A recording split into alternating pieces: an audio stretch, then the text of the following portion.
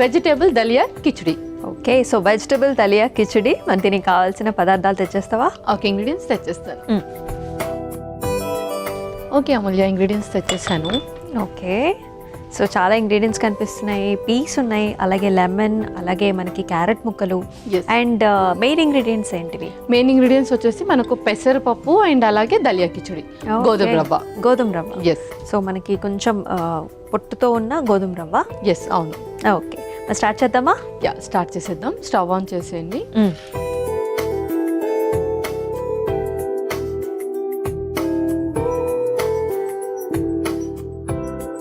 Okay, ఇది కొంచెం మనం నెయ్యితో చేసుకుంటున్నాము. ఫస్ట్ ఒక స్పూన్. సో ముందుగా కొంచెం నెయ్యి, ఇందులోనే కొంచెం జీలకర్ర,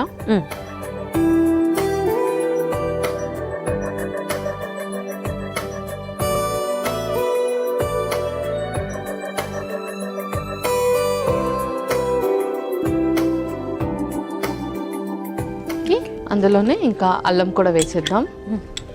అల్లం తురుము,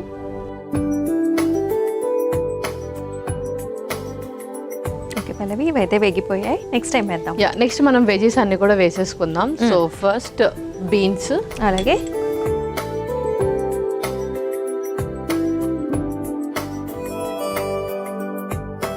అలాగే పచ్చి బఠానీ,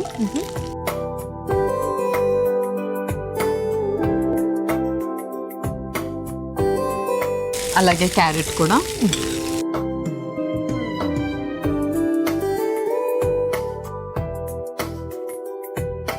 క్యాప్సికమ్ ముక్కలు. ఓకే,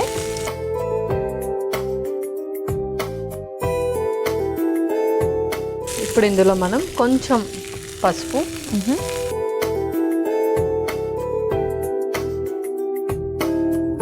అలాగే కొంచెం సాల్ట్.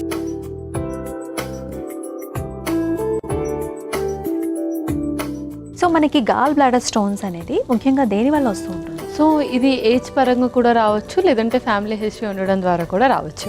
ఓకే, అండ్ ఈ స్టోన్స్ అనేది ఒకసారి వస్తాయి అనుకోండి, ఫర్ ఎగ్జాంపుల్ డయాగ్నోస్ చేశారు అండ్ రిమూవ్ చేసిన తర్వాత మళ్ళీ కూడా రావటం ఉంటుందా? సో గాల్ బ్లాడర్ స్టోన్స్ వచ్చినప్పుడు ఏంటంటే మ్యాక్సిమం మెడికేషన్స్ ద్వారా అది పోవడానికి చూస్తారు. బట్ వన్స్ అది అవ్వకపోతే కంప్లీట్గా గాల్ బ్లాడర్ రిమూవ్ చేస్తారు కాబట్టి మళ్ళీ అది మనకు ఇంకేం ఇష్యూస్ ఉండదు. బట్ దాని తర్వాత మనం ఫాలో అయ్యే డైట్ అనేది చాలా important. Okay okay. So next ఇప్పుడు స్ప్రింగ్ ఆనియన్స్ మనం లాస్ట్కి వేస్తాం, బికాజ్ ఇందులో మనకు ఐరన్ కంటెంట్ అనేది ఎక్కువగా ఉంటుంది కాబట్టి ఎక్కువగా ఓవర్ కుక్ చేయకూడదు. ఓకే, కొంచెం స్ప్రింగ్ ఆనియన్స్,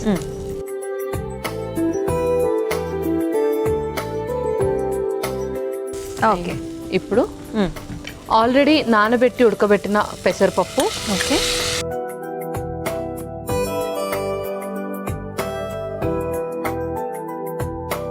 అలాగే ఆల్రెడీ నానబెట్టిన గోధుమ రవ్వ కూడా.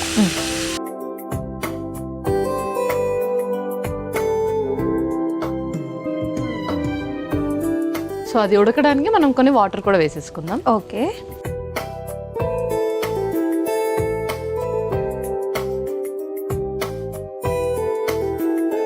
సరిపోతాయా పల్లవి? యా, సరిపోతాయి. ఓకే, ఇంక ఇప్పుడు మూత పెట్టేసుకుందాం. ఓకే.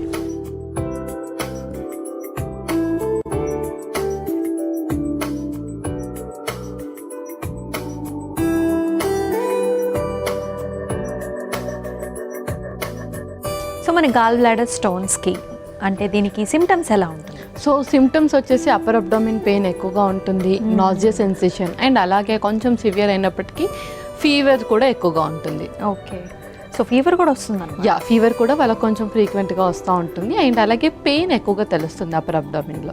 అంటే ఇది మూవింగ్ పెయిన్ లాగా ఉంటుందా లేకపోతే ఎట్లా? యా, మూవింగ్ పెయిన్ లాగా ఉంటుంది. అండ్ అలాగే వచ్చినప్పుడు వాళ్ళకి కొంచెం అట్లీస్ట్ ఒక 1 hour వరకు ఉంటుంది. అది పల్లవి ఉడికిపోయినట్టుంది, చూద్దామా? యా, చూసేద్దాం.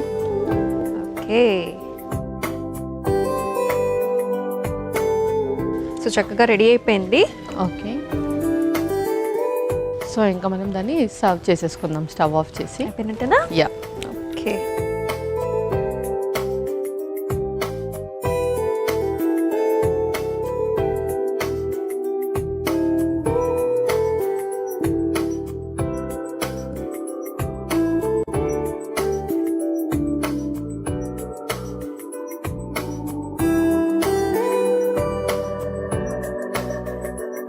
అలాగే లెమన్ స్క్వీజర్ కూడా.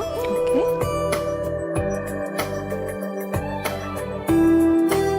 సో కొంచెం లెమన్ కూడా స్క్వీజ్ చేసేద్దాం.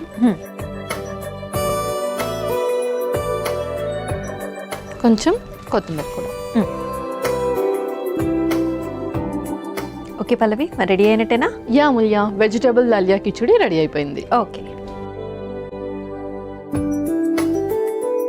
వెజిటబుల్ దలియా కిచడి అయితే రెడీ అయిపోయిందండి. మరి దీనికి కావాల్సిన పదార్థాలు అలాగే తయారీ విధానం ఒకసారి చూసేయండి. వెజిటబుల్ దలియా కిచడికి కావాల్సిన పదార్థాలు: ఉడికించుకున్న పెసరపప్పు అరకప్పు, నానబెట్టిన గోధుమ రవ్వ 1 కప్పు, తరిగిన క్యారెట్ అరకప్పు, తరిగిన బీన్స్ అరకప్పు, పచ్చి బఠానీలు అరకప్పు, నెయ్యి 2 టేబుల్ స్పూన్లు, జీలకర్ర 1 టేబుల్ స్పూన్, అల్లం 1 టేబుల్ స్పూన్, క్యాప్సికం కొద్దిగా, కొత్తిమీర కొద్దిగా, ఉప్పు సరిపడా, పసుపు కొద్దిగా, నిమ్మకాయలు 1, ఉల్లికాడలు కొద్దిగా. వెజిటబుల్ దలియా కిచడి తయారు చేసుకునే విధానం: ముందుగా స్టవ్ ఆన్ చేసి పాన్లో నెయ్యి వేసి కరిగిన తర్వాత అందులో జీలకర్ర, అల్లం ముక్కలు, బీన్స్, పచ్చి బఠానీలు, క్యారెట్ ముక్కలు, క్యాప్సికం ముక్కలు, పసుపు, ఉప్పు వేసి వేయించుకోవాలి. తర్వాత అందులో ఉల్లికాడలు, ఉడికించుకున్న పెసరపప్పు, నానబెట్టిన గోధుమ రవ్వ వేసి కొద్దిగా నీళ్లు పోసి కలిపి మూత పెట్టి బాగా ఉడికించుకొని సర్వింగ్ బౌల్లోకి తీసుకుని పైనుంచి నిమ్మరసం, కొత్తిమీరతో గార్నిష్ చేసి సర్వ్ చేసుకుంటే వెజిటబుల్ దలియా కిచడి రెడీ.